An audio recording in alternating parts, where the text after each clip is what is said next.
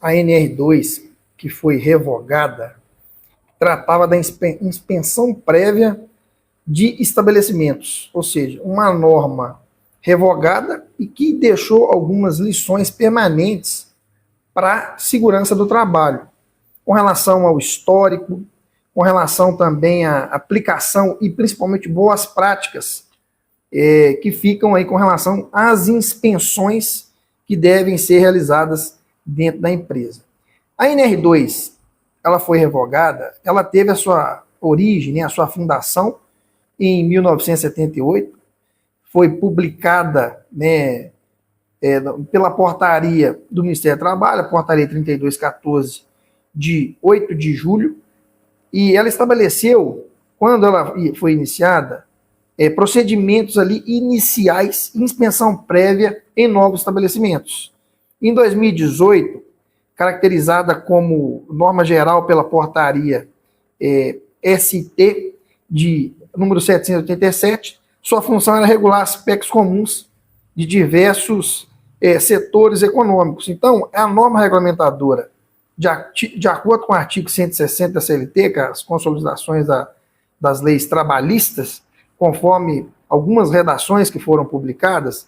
Qual que era a ideia dessa inicial da NR2, que fala da questão da inspeção prévia? Garantir que nenhum estabelecimento iniciasse atividades sem condições seguras, ou seja, antes de iniciar uma atividade, tinha essa inspeção prévia, verificando se aquela edificação, aquele estabelecimento, ele tinha ali condições mínimas de segurança para estar sendo liberado para funcionar. Então, tem a questão da evolução das NRs, hoje nós temos 38, né? Algumas modificações que foram cruciais, duas modificações cruciais que definiram a norma NR2 por algumas décadas. Então, por exemplo, a portaria SSMT número 06, em março de 1983, ela teve uma revisão completa da norma motivada pela necessidade da adequação tecnológica, ou seja, buscar o alinhamento de segurança à evolução dos métodos de trabalho da época, em 1983. Bom dia, Agnes, seja bem-vinda. Então, qual que era o foco? A questão da modernização tecnológica.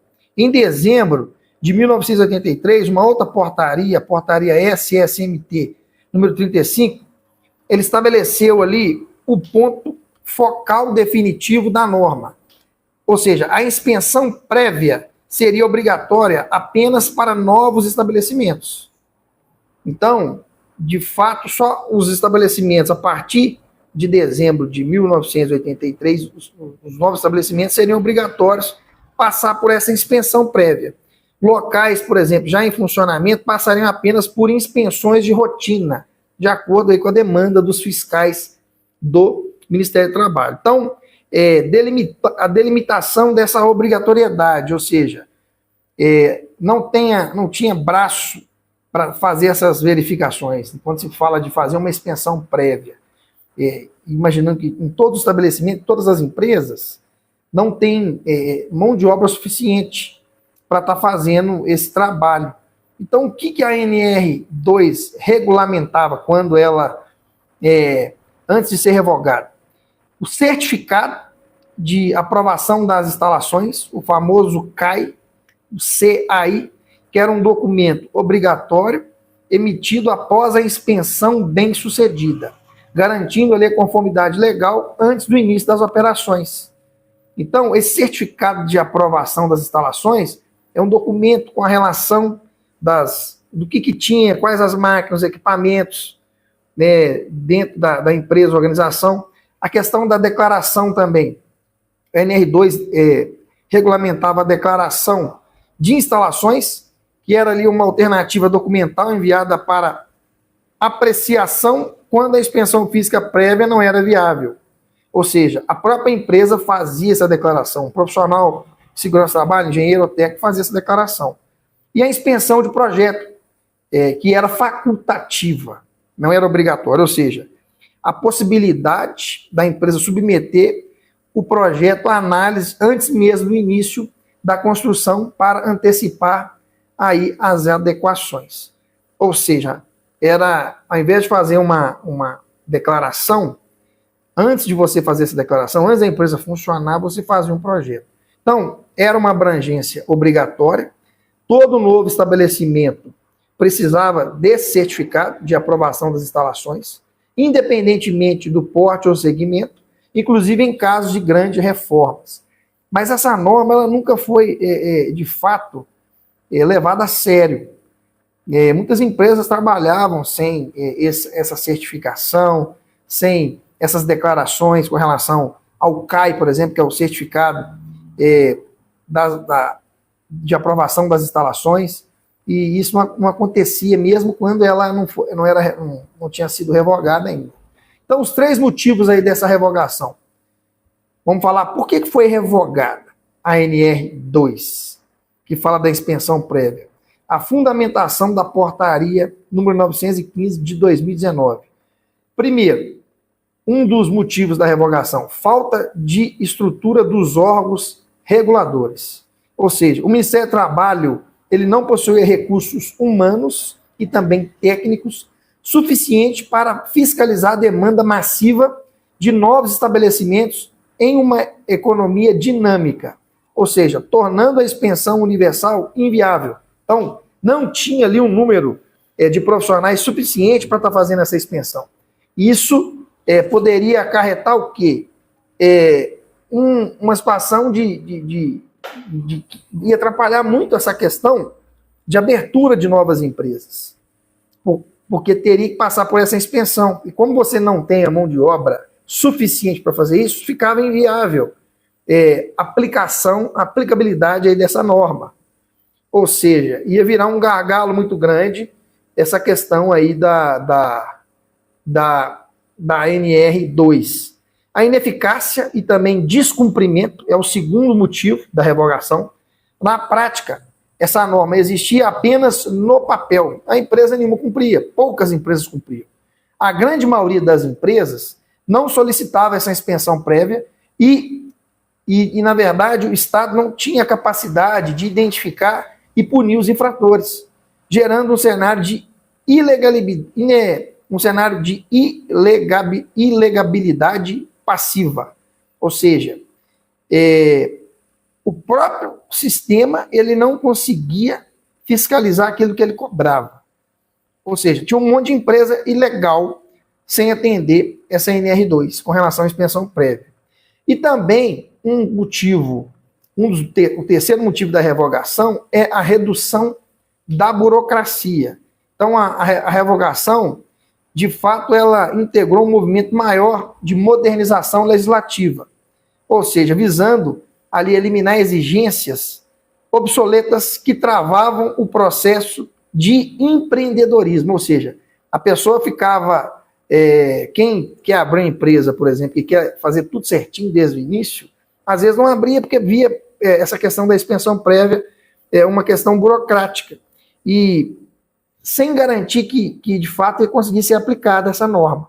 Então, maior segurança dos trabalhadores, será que essa inspeção prévia de fato ia trazer isso?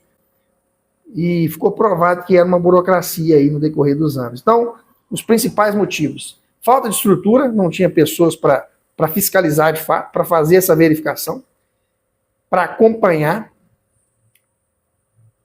As empresas não estavam cumprindo, ineficácia e descumprimento da norma, o próprio Ministério do Trabalho não conseguia cobrir, as empresas não cumpriam, e também a questão da burocracia, algo burocrático que não tinha ali eficácia nenhuma. Então, qual foi o impacto aí dessa revogação nas empresas? Fim dessa burocracia prévia, nenhuma empresa tem mais ali a obrigação legal de solicitar a inspeção prévia ou obter o certificado das instalações, e também para, de fato, iniciar suas atividades. Isso reduz o custo e agiliza a abertura de novos negócios. Então, isso fez com que esse impacto transferiu as responsabilidades.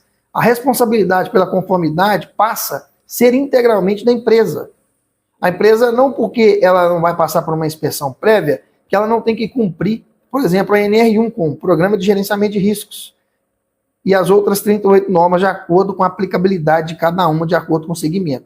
Então, essa revogação, ela sinalizou a confiança na capacidade do empregador de manter padrões de segurança de forma voluntária, sem a necessidade de uma intervenção do Ministério do Trabalho. Então, não é um passe livre a revogação dessa inspeção prévia, dessa NR2. A ausência da inspeção prévia não isenta a empresa, de fato, de cumprir as demais NRs, negligenciar a segurança ou até mesmo fugir de fiscalizações. Então, de fato, as empresas elas têm que cumprir as NRs, mesmo não tendo essa questão da inspeção prévia dentro da organização.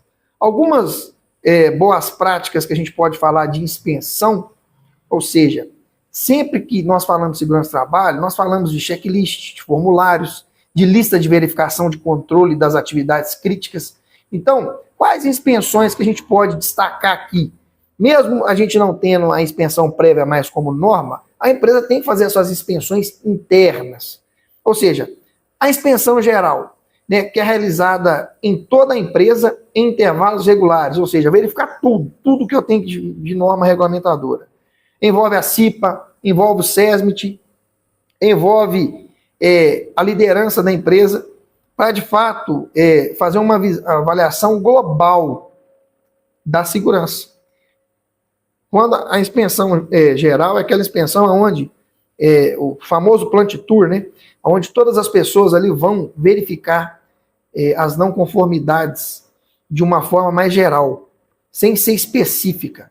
Temos também a inspeção periódica, que é um programa para identificar desgastes naturais em máquinas, verificar ferramentas, instalações, antes que elas geram acidentes. A inspeção eventual também, que é uma inspeção realizada após alguns incidentes ou acidentes, ou até mesmo uma mudança de layout, aí tem a questão da gestão de mudança.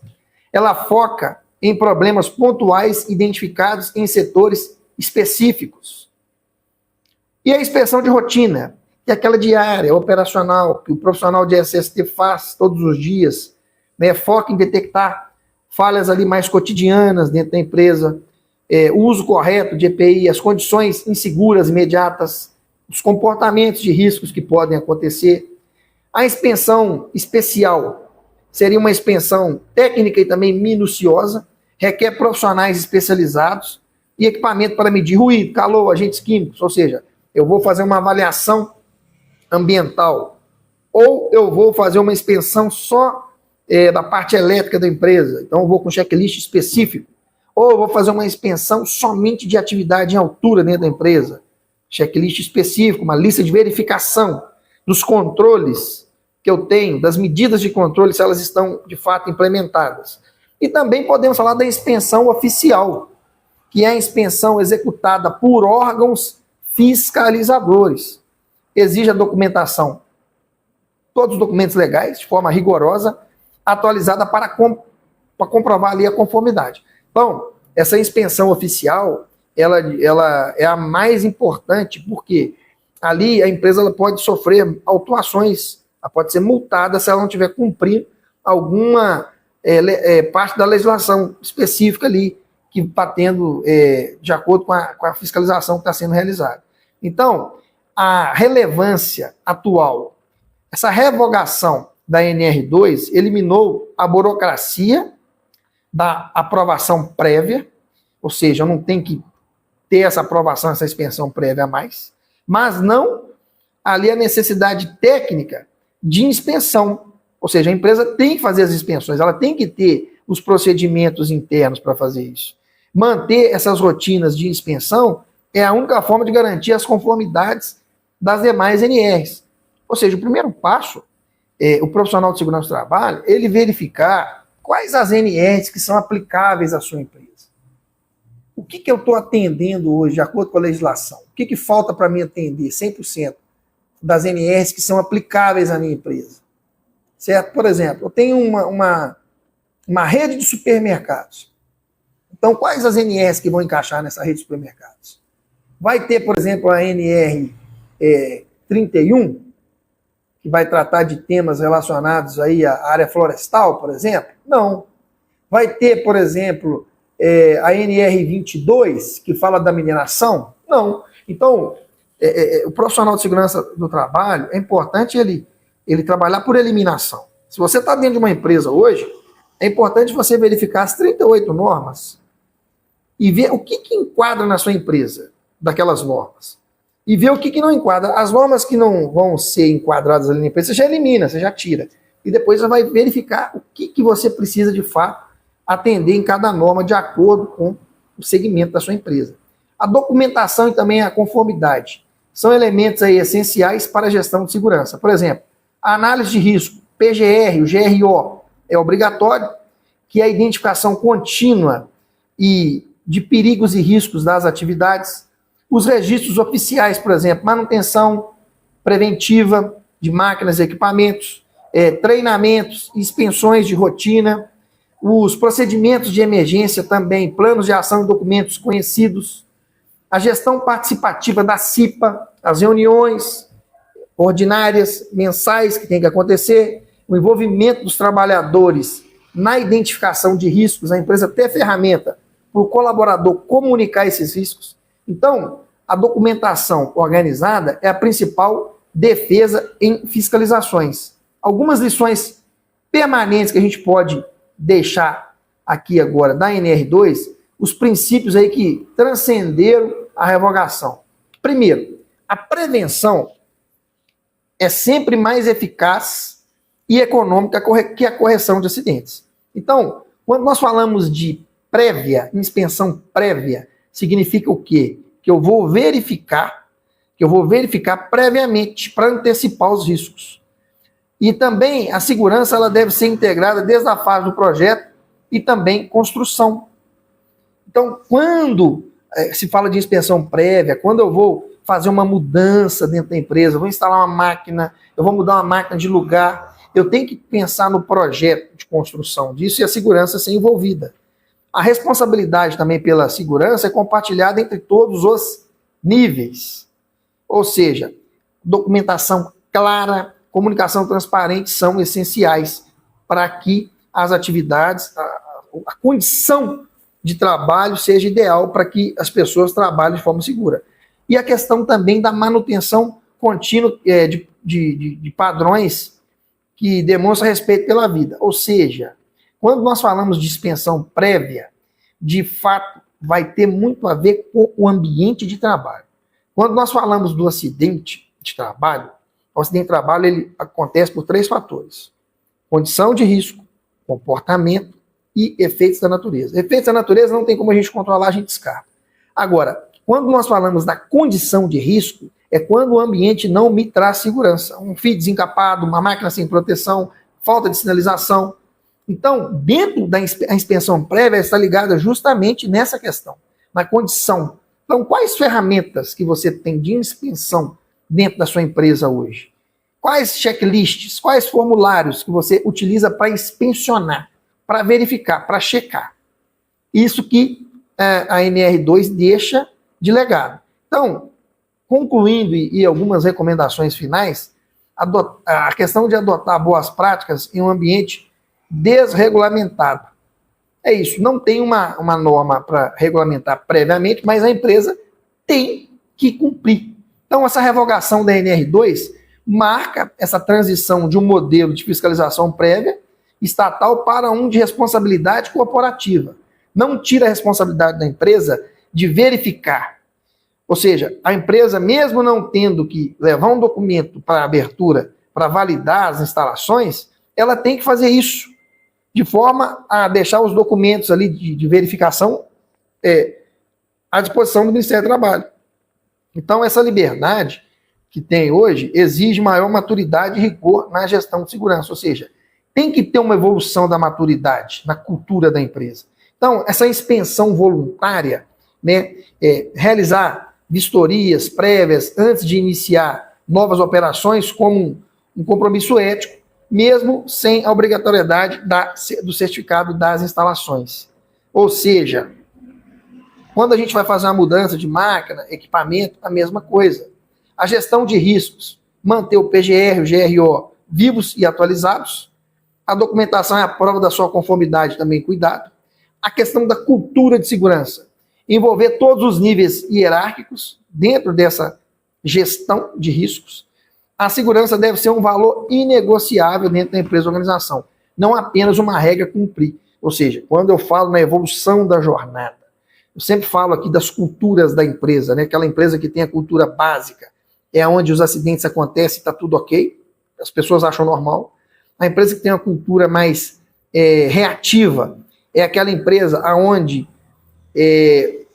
acontece algum acidente, acontece um incidente, aí faz as coisas. Faz treinamento, faz investigação de acidente, faz melhorias. É uma empresa reativa, ela espera acontecer para reagir. E tem a empresa cumpridora, que é aquela que cumpre tudo que a legislação pede.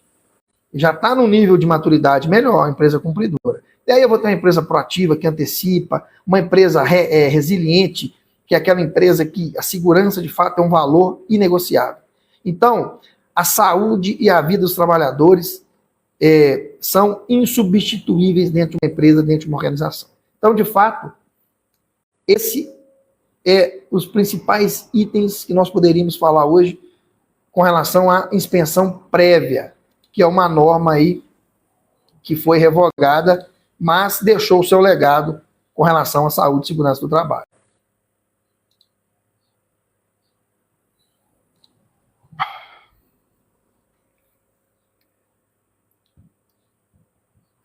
Falar um pouco agora.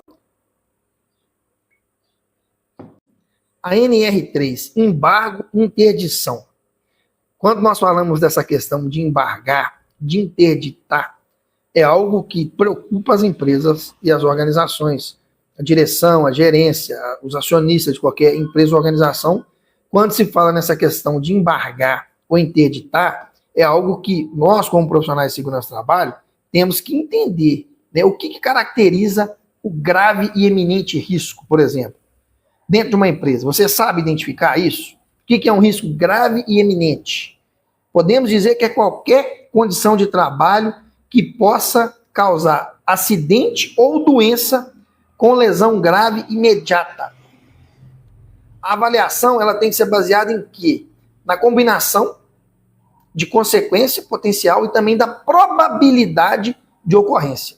Então, quando nós falamos dessa questão de risco grave e eminente, é probabilidade vezes severidade. Ou seja, probabilidade. Qual que é a probabilidade de acontecer? Que está ligado direto com os controles que eu tenho. Quanto mais controles eu tiver, preventivo, menor vai ser a probabilidade daquele evento indesejado acontecer. Então, quando nós falamos dessa questão do risco grave iminente, é importante fazer essa classificação. Severidade e probabilidade. Severidade também, probabilidade. Ok? A avaliação tem que ser baseada nisso.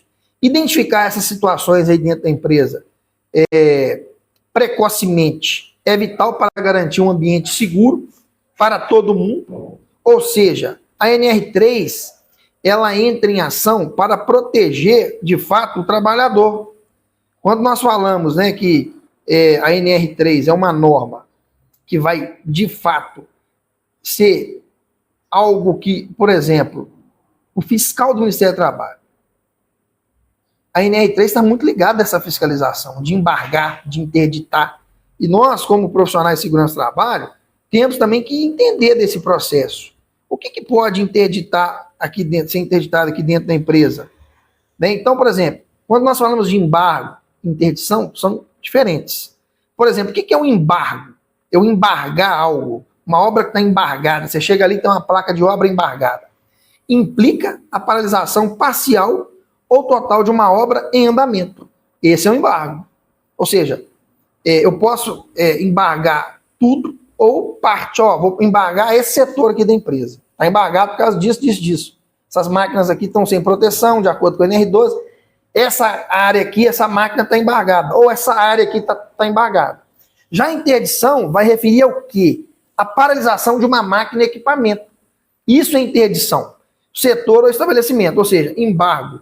Eu vou parar uma obra ou uma indústria de forma parcial ou total, uma área. A interdição é quando eu vou interditar uma máquina ou equipamento do setor ou estabelecimento. Então, a medida ela é aplicada na menor unidade onde o risco existe. Então, isso acontece em muitas empresas, principalmente onde tem máquinas e equipamentos estacionários. Quando teve a revisão da NR12, no ano de 2012, não lembro a data certa, teve muitas fiscalizações do Ministério do Trabalho nas empresas automotivas. E foram aí, algumas máquinas foram interditadas. Não embargo, de fato, né, de parte da empresa, mas máquinas foram interditadas em algumas empresas no Brasil.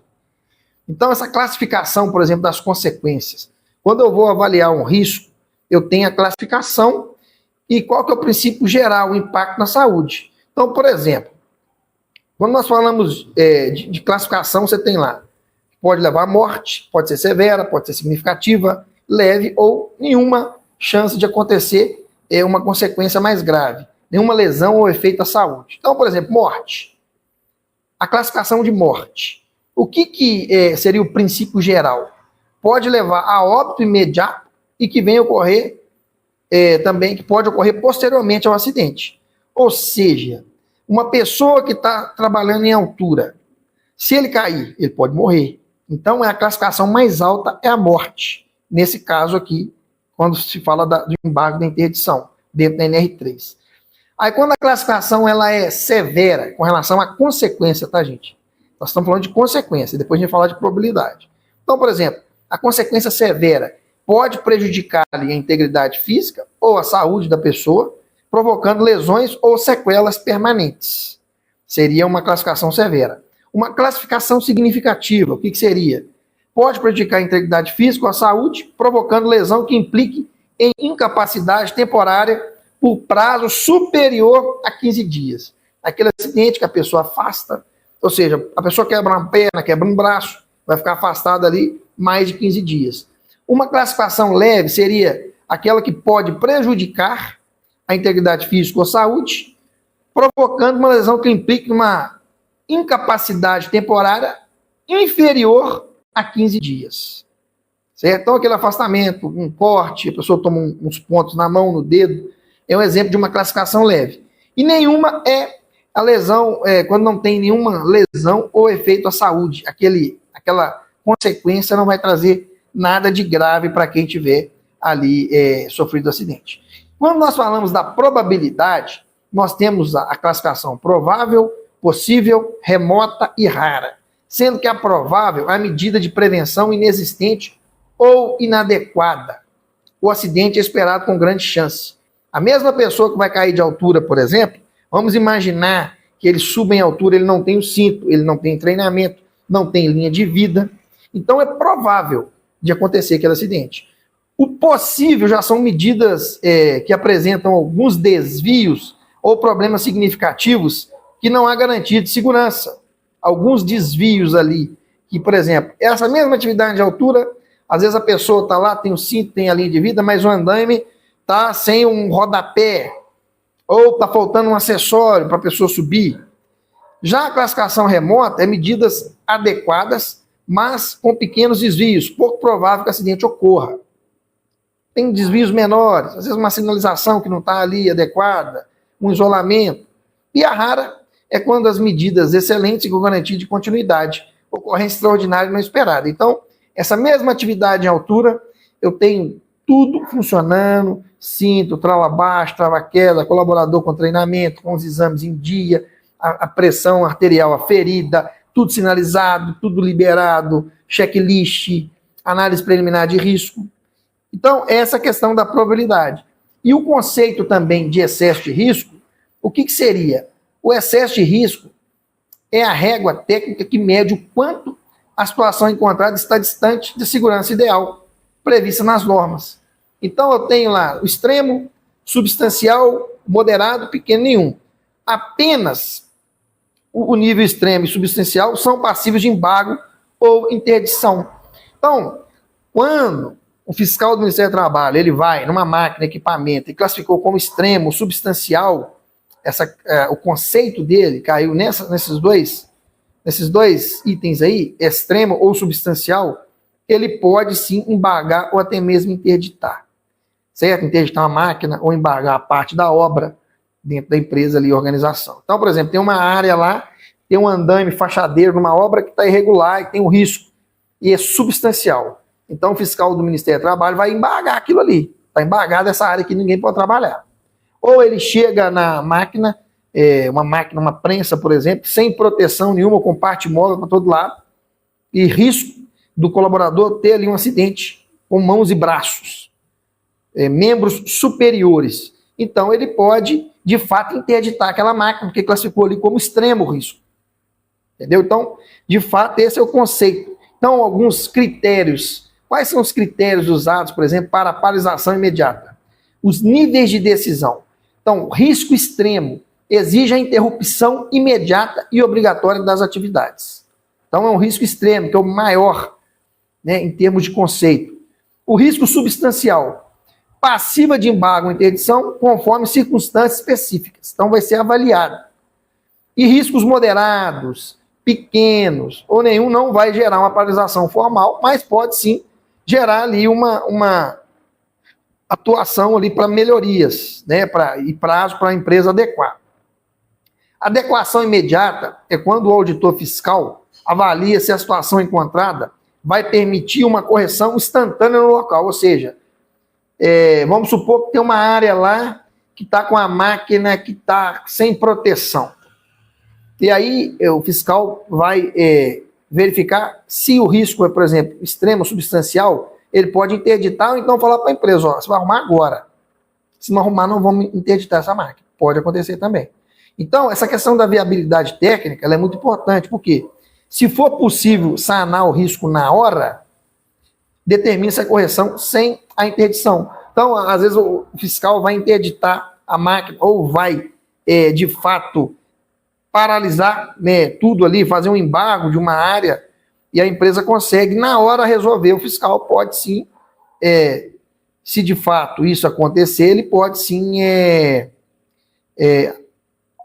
aceitar essa questão aí da verificação da empresa conseguir sanar na hora. Então, os direitos e deveres na paralisação. Garantia de salário.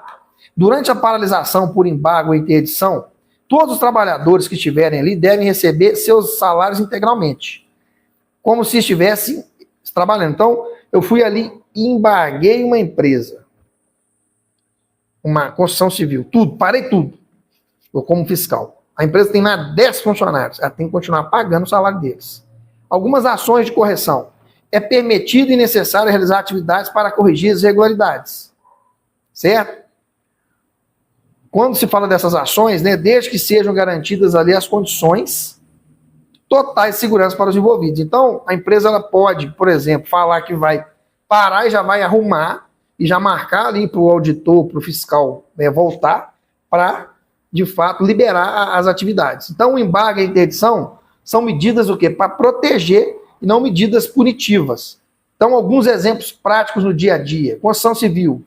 Queda de altura e soterramento exige embargo ou interdição. Se eu tiver um risco crítico, quando se fala de altura, quando eu falo de escavação, de soterramento. Então, por exemplo, máquinas e equipamentos, ausência de proteções, vai acarretar a interdição do equipamento. Já passei por muito isso aí dentro das empresas que eu trabalhei, de ter essa máquina interditada por falta de proteção. Dispositivos críticos, por exemplo, botão de emergência inoperante, constituem risco iminente. Se eu opero uma máquina e ela não tem um botão de emergência, é um risco iminente. Porque se eu tiver uma necessidade de acionar esse botão, ele não vai estar disponível. Então, é um risco iminente. Então, quando identificar um desses riscos, é importante reportar imediatamente. Então, essa base da NR3, embargo ou interdição, é uma norma muito importante, que é utilizada como base pelos auditores fiscais, e é importante você que é profissional entender da classificação de risco, probabilidade, severidade, para você fazer esse exercício aí na sua empresa. O que você tem de não conformidade? Você já classificou o tamanho do risco? O que poderia embargar na sua obra hoje ou interditar? Se você estivesse aí dentro de uma empresa, dentro de uma construção civil ou até mesmo dentro de uma indústria, já fez esse exercício? É importante pensar nisso e ter ações para reduzir esses riscos aí. porque a vida ela é muito importante para todos nós.